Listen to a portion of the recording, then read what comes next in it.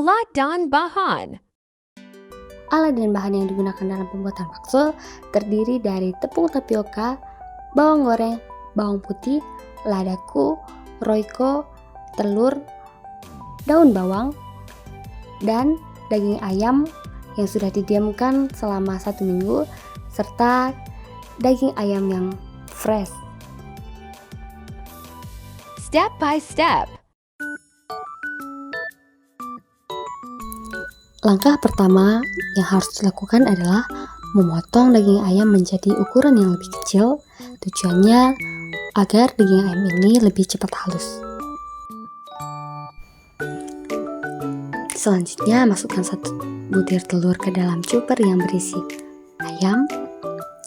Tidak lupa dengan es batu, di mana es batu ini berfungsi untuk menetralisir panas yang dihasilkan oleh penggiling. Kemudian chopper hingga halus.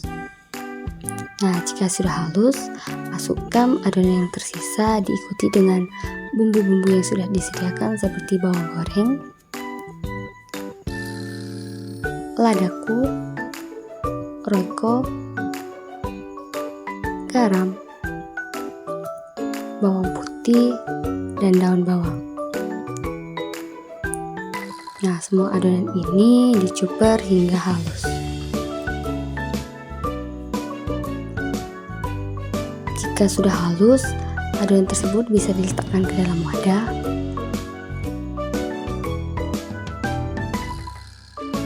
Kemudian masukkan tepung tapioka, kemudian aduk-aduk hingga adonan menjadi rata.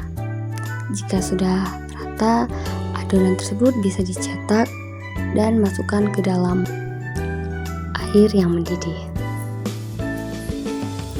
Beginilah tampilan bakso yang sudah dibuat. Pembuatan bakso dengan daging ayam yang sudah disimpan di dalam kulkas selama 1 minggu. Langkah pertama yang harus dilakukan yaitu menghaluskan daging ayam, telur dengan es batu di dalam chopper hingga adonan tersebut menjadi halus. Jika sudah halus, masukkan daging yang tersisa. Begitu juga dengan bumbu-bumbu yang sudah disediakan seperti bawang putih, bawang goreng, garam, ladaku, roiko, dan daun bawang. Kemudian dicuper hingga semua adonan tersebut menjadi halus. Jika sudah halus, masukkan adonan tersebut ke dalam wadah dan masukkan tepung tapioka. Kemudian diaduk-aduk hingga adonan tersebut menjadi rata. Jika adonan tersebut sudah rata, masukkan enzim yang sudah disediakan. Kemudian diaduk-aduk lagi hingga adonan menjadi rata.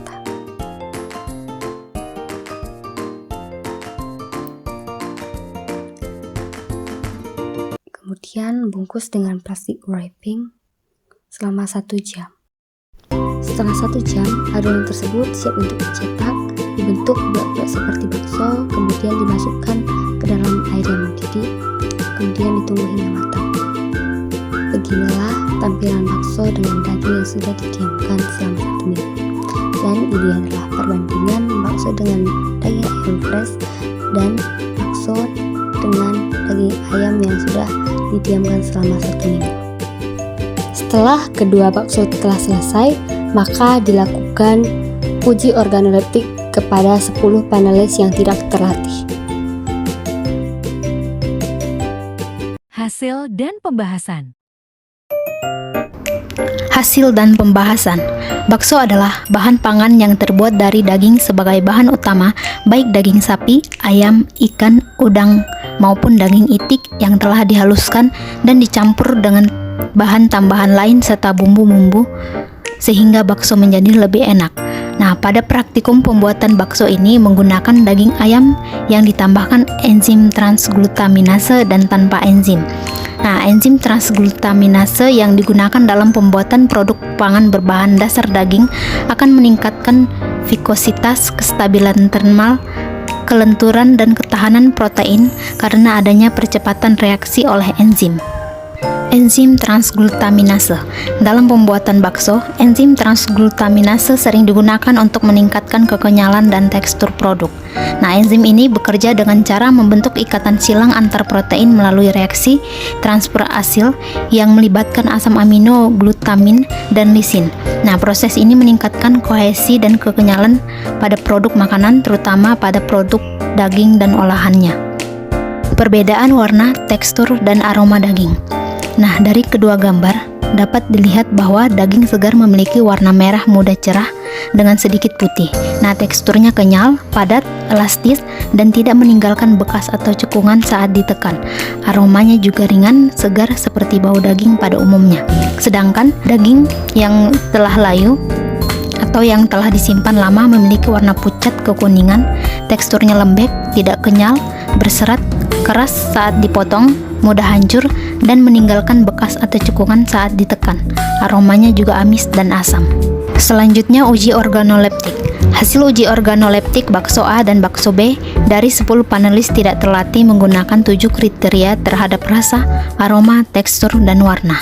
Nah, di mana untuk skala 1 itu sangat tidak suka, skala 2 tidak suka, skala 3 agak tidak suka, skala 4 netral, skala 5 agak suka, skala 6 suka, dan skala 7 sangat suka. Rasa bakso ayam A dilihat pada diagram bahwa 40% panelis memberikan skala 7 atau sangat suka pada rasa bakso A, sedangkan 40% memberikan skala 6 atau suka. Kemudian 20% lainnya memberikan skala 5 atau agak suka pada rasa bakso A.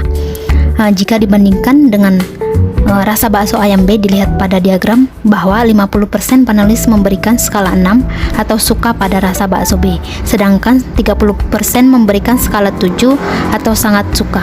Kemudian 20% lainnya memberikan skala 5 atau agak suka pada rasa bakso B. Aroma bakso ayam A dilihat pada diagram bahwa 80% panelis memberikan skala 6 atau suka pada aroma bakso A, sedangkan 10% memberikan skala 5 atau agak suka. Kemudian 10% lainnya memberikan skala 4 atau netral pada aroma bakso B.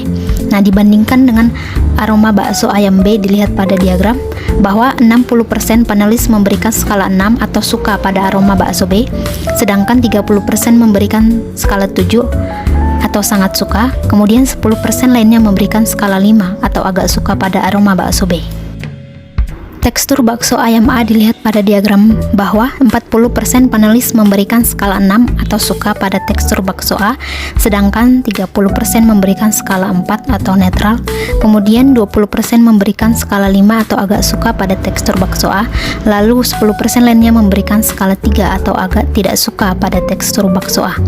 Nah, dibandingkan dengan tekstur bakso ayam B dilihat pada diagram bahwa 70% panelis memberikan skala 6 atau suka pada tekstur bakso B, sedangkan 20% memberikan skala 7 atau sangat suka, kemudian 10% lainnya memberikan skala 5 atau agak suka pada tekstur bakso B.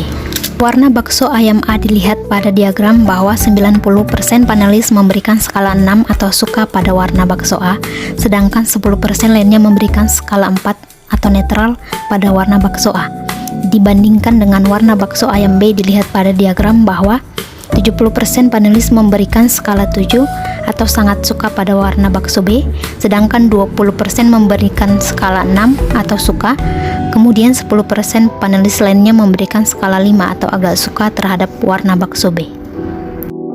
Dilihat dari hasil uji organoleptik pada bakso A dan bakso B, dapat disimpulkan bahwa rasa yang paling diminati oleh panelis adalah bakso A, yaitu 40% memberikan skala 7 atau sangat suka. Aroma bakso yang paling diminati oleh panelis adalah bakso B, yaitu 30% memberikan skala 7 atau sangat suka. Tekstur bakso yang paling diminati oleh panelis adalah bakso B, yaitu 20% memberikan skala 7 atau sangat suka. Nah, warna bakso yang paling diminati oleh panelis adalah bakso B, yaitu 70% memberikan skala 7 atau sangat suka.